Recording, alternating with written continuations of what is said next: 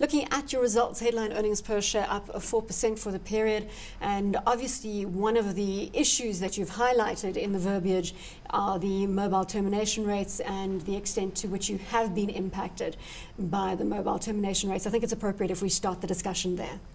Yeah, absolutely. ICASA on October the 29th made an announcement with the final glide path for termination rates over the next 3 years. It's not unexpected. In fact, it's great that they've actually given us clarity.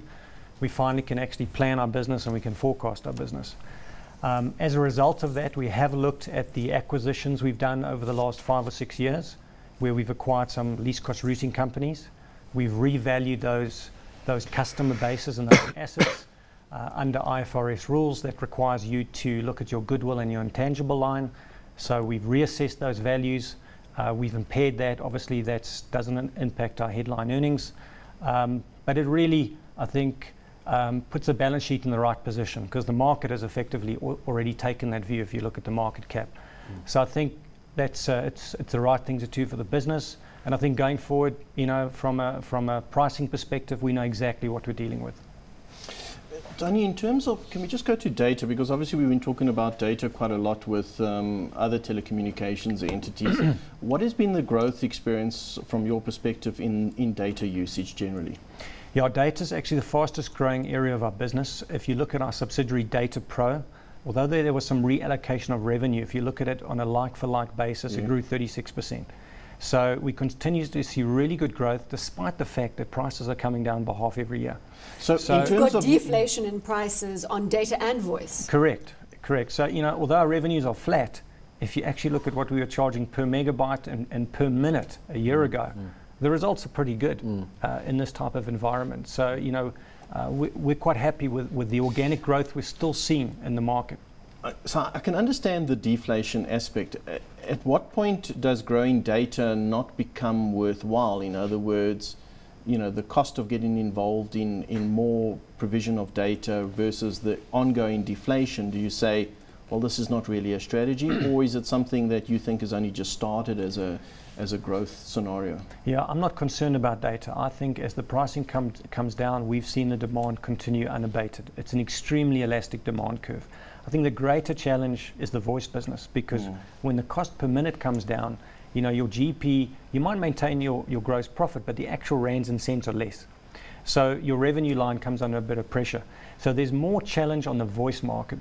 You know, that's 90% of the global telecom market, but it's a low margin business. So that's where we have to be more careful. But where do you find yourselves having to spend any sort of capex to maintain that sort of market share? Where's most of the capex going, if any goes in? Yeah, look, about 80% of our capex spend is going directly into the network. So, you know, this year we completed a Juniper rollout. So we went from Cisco to Juniper. It's a major investment. We upgraded every data center in the country. It's a continuous process. However, our strategy is we do it on a demand basis. So we don't go spend 100 million rand hoping we'll get the business. We don't have the balance sheet to do that. A Neotel can borrow 5 billion and have that strategy. We do it as we get the business. To work with the demand. Correct. So it's kind of a continuous, almost a just-in-time system that we deploy. And how much lead time do you need before you say we're going to upgrade the system? A lot of things you can actually do extremely fast, because sometimes we're buying capacity from other players. It might be a telecom, it might be an internet solutions. Sometimes it's just lighting up some more fiber. Sometimes it requires physical infrastructure. But we're pretty good on the components where there is a lead time. You know, you can't just order a Juniper switch and install it. You need to plan for that. That we plan very carefully. We know from history exactly what's happened before, and we can plan that quite accurately. So we've got a good process to manage that. If you sorry, don't worry. You often have to remind him that we're in the studio as well. I think he's trying to make a decision whether he's going to buy Vox Telecom tomorrow. So let's give him the space. If you stand away from the specifics of the business, and I mean you're in a competitive space, right? What is it that you think allows you to differentiate yourself? What is the key factor that allows for differentiation in the type of business that you're in? Yeah, look, on the face of it, it's guerrilla warfare. Yeah. We all sell the same thing. Yeah. We all sell megabytes and we sell voice minutes. So what is the difference? Obviously, price is a big issue for any corporate in this country. So there's a bit of a price war in the market. How do you get around that? You've got to have some innovation. So we try and come up with some differently branded products. Our voice solution is called Crystal Vox. We offer rebates on incoming minutes. If you look at what ATA has done, they've actually copied our strategy. We were the first to ever say, the more calls you make, the more rebates we'll give you, because we can make money on interconnect rates. So we've been very creative with those models. Our Telepreneur offering, which is a phone that plugs into your ADSL router, effectively uses the bandwidth on the telecom network. Yeah. You know, if you call Vox to Vox, it's free. We set it up in a very entrepreneurial way, and we sell it through a multi-level marketing scheme.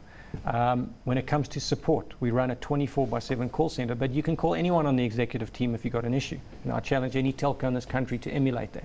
So day by day, you've got to find a new way to do business with customers. We've got a very good account management structure. We've got just over 15,000 corporate customers that we look after every day. And you've just got to do it right every day. Andrew, Kevin's left you just one question. Tony, technical and pricing issues aside, there was a comment in your statements about an uncertain economic and legislative environment. What if you were to put your finger on two key issues that sort of take up management time for you guys? What would that be going forward? Well, you know, we're in an industry where someone always sends you a missile. You just don't know when it's going to come. Typically it's ICASA or it's the minister or someone. So the biggest one has been interconnect, and to be honest, that's occupied a huge amount of management time. And we've personally been in Parliament, we've made presentations. That's now dealt with. You know, you've got the clarity that you were looking for. We've got the clarity. Now there's still a few issues there that we're not quite satisfied with, that we have to deal with. So that's one issue. Yeah. We've got local number portability. That took a lot of management time. That's now live, that's working. We've still got some issues around local loop unbundling and what we call carrier pre-select, which is the ability to make a phone call and decide, do you want to use Telkom or Vox Telecom? But I'm hoping there aren't any other new missiles. It'd be nice to have a bit of a business where just things stay the same for a while. Kevin Links, have you done enough analysis to decide whether you're going to be buying Vox Telecom tomorrow? Yes, I have. Thank you for allowing me that space. Thank you. And you're going to share your view with me? Look, I think it's a superb set of results. You know, it's not a company that we actively follow, but it's just that it's in a very tough space, and I think that you kind of, as you say, you've got to be running ahead of the pack to stay competitive, and you've got to be looking at the next thing. And that is not an easy game, and I think that my sense is the deflation continues on for a while until at some point you rationalize the market maybe a bit. It does, you know, and if I could say in summary, although, you know, revenues are flat, I mean, and if the impairment aside, we would have done 70 million rand profit after tax. But we've generated, we increased cash generation by 35% to 235 million. Our cash balance is up by 78% to 164 million. And in that period, we paid down debt by 84 million and spent 50 million on capex. So I think if you look there, it's not a bad set of results.